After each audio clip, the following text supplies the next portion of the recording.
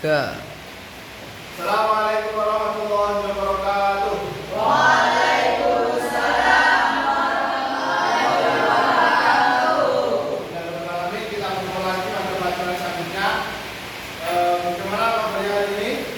Alhamdulillah, luar biasa, Allahu Akbar. Semoga kita tetap diberikan kesehatan biar tetap bisa sekolah dan belajar untuk menjadi manusia yang bermanfaat. Oke, siap untuk pelajaran hari ini? Siap Pak Model? Sebelum kita mulai pelajaran, kita kelas masuk komputer. Berdoa mulai.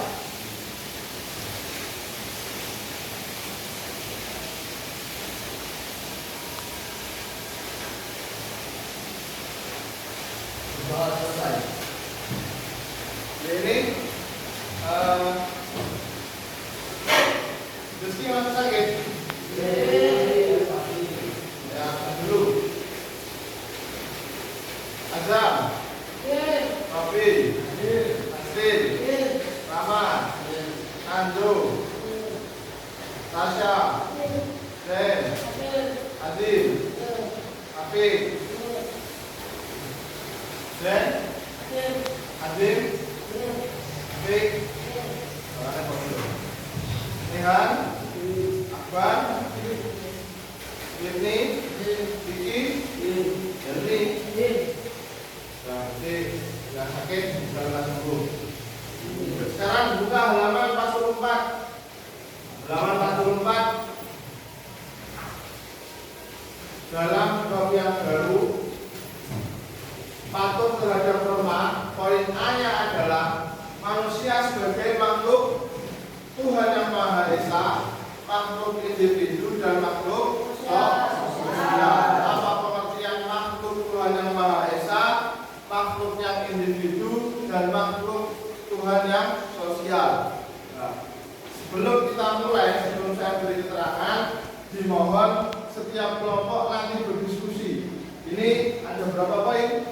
3 poin. Nanti disampaikan per kelompok. Setiap kelompoknya nanti ketua kelasnya menyampaikan apa isinya. Nanti gantian. Kelompok C dulu, kelompok B dulu, baru kelompok A. Kelompok C berdiskusi musyawarah poin A, yaitu makhluk Tuhan yang Maha Esa. Apa itu maksudnya dan poin-poinnya bagaimana? Untuk kelompok B berdiskusi tentang makhluk individu. Apa itu makhluk individu, bagaimana ciri-cirinya dan apa yang harus dilakukan. Untuk kelompok A belajar atau berdiskusi tentang makhluk sosial. Ayo silakan diskusi, nanti kita kelasnya menyampaikan. Seperti apa ini?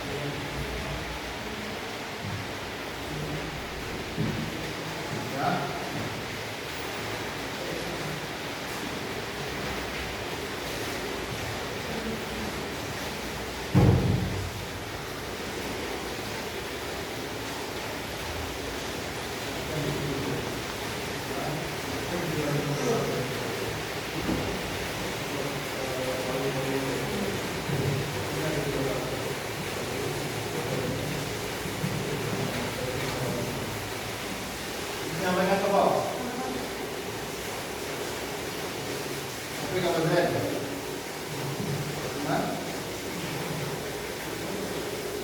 halo,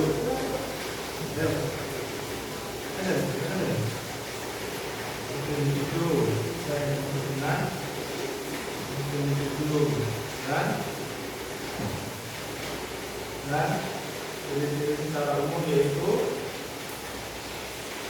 ini jabatan atau poin ini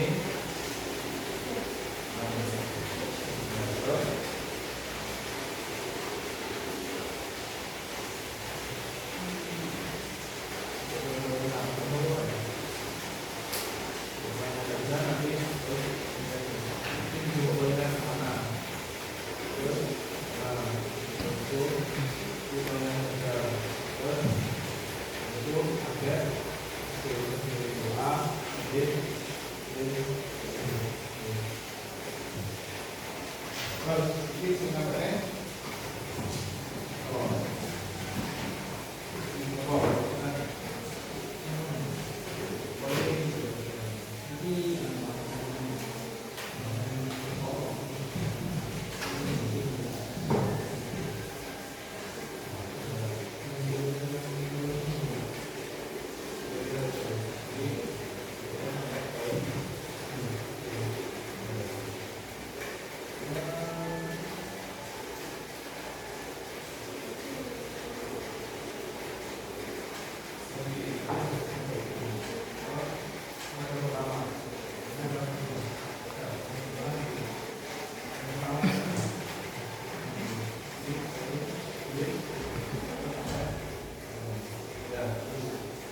Ayo sekarang dari kelompok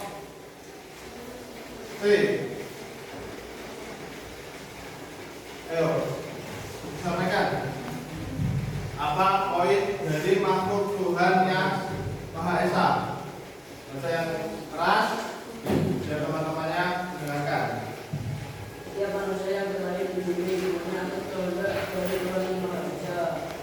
Manusia terlahir sebagai makhluk Tuhan yang istimewa dan paling sempurna di antara makhluk lainnya. Makhluk Tuhan Makhluk Tuhan yang istimewa dan paling sempurna di antara makhluk lainnya.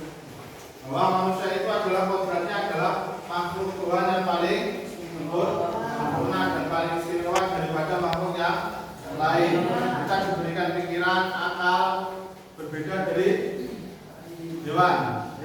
Hewan hanya diberikan apa? Nafsu tanpa adanya akal untuk memilih mana yang baik dan mana yang buruk. Oke, terus untuk kelompok B, ayo, apa yang dimaksud dengan makhluk individu? Manusia diciptakan oleh Tuhan dengan berbeda-beda. Oleh karena itu, setiap manusia memiliki keunikan yang tidak dimiliki manusia lain. Manusia sebagai makhluk individu dijadikan sebagai perseorangan atau diri pribadi. Manusia sebagai diri pribadi merupakan makhluk yang diciptakan secara sempurna oleh Tuhan Yang Maha Esa. Manusia sebagai makhluk individu menyatakan bahwa mereka memiliki ciri khasnya masing-masing yang indah secara lahiriah dan rohaniah. Adapun ciri-ciri individu secara umum yaitu individu memiliki pikiran, kehendak, hasrat, dan perasaan. Sebagai makhluk individu, manusia berperan untuk mewujudkan hal-hal sebagai berikut: A. Menjaga dan mempertahankan harkat dan martabatnya. B. Mengupayakan terpenuhinya hak-hak dasarnya sebagai manusia. C. Merealisasikan segenap potensi diri baik sisi jasmani maupun rohani. D. Memenuhi kebutuhan dan kepentingan diri demi kesejahteraan hidupnya. E. Peranan manusia sebagai makhluk sosial.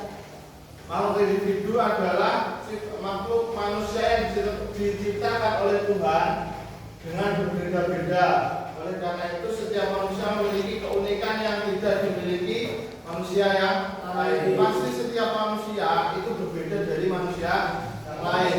Entah itu kebiasaannya, entah itu sifatnya, entah itu warna kulitnya. Jadi apa itu jangan pernah bedakan. Kita harus saling toleransi dengan orang yang berbeda pendapat dengan kita. Harus saling memaklumi karena setiap kepala itu pasti beda pikiran. Oke, kepala A dan kepala B pikirannya pasti berbeda. Jadi jangan sampai memaksakan kehendak. Terus kelompok A. Makhluk sosial.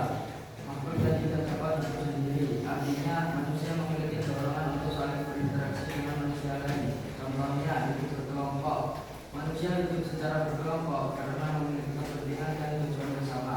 Manusia dikatakan sebagai makhluk sosial karena alasan-alasan sebagai berikut. 1. Manusia tunduk pada aturan dan norma sosial. 2. Perilaku manusia menghadapkan suatu penilaian dari orang lain. 3. Manusia memiliki kebutuhan untuk berinteraksi dengan orang lain. 4. Potensi manusia akan berkembang bila ia hidup di tengah-tengah manusia. Nah, berarti makhluk sosial kecuali makhluk individu. Berarti makhluk individu itu kita nilai manusia itu sebagai seorang individu atau perseorangan. Tetapi pada dasarnya sifat makhluk manusia itu tadi pasti membutuhkan kepada manusia yang lain. Iya betul? Setiap manusia pasti membutuhkan pada manusia yang lain. Maka dikatakan bahwa manusia itu adalah makhluk yang sosial. Nah, potong. Selesai. Baiklah, lanjut ya. Baiklah, itu materi kita pada hari ini. Manusia sebagai makhluk Tuhan yang Maha Esa, makhluk individu dan makhluk sosial. Pada dasarnya nanti manusia itu diciptakan oleh Tuhan itu secara sempurna dengan kelebihan dan kekurangannya masing-masing, baik secara individu ataupun secara sosial. Maka jangan pernah memaksakan kehendak atau keinginanmu dengan orang lain. Yang lebih baik kita musyawarahkan untuk tujuan yang lebih baik. Sekian dari saya, kurang lebihnya mohon maaf. Wassalamualaikum warahmatullahi wabarakatuh. Waalaikumsalam.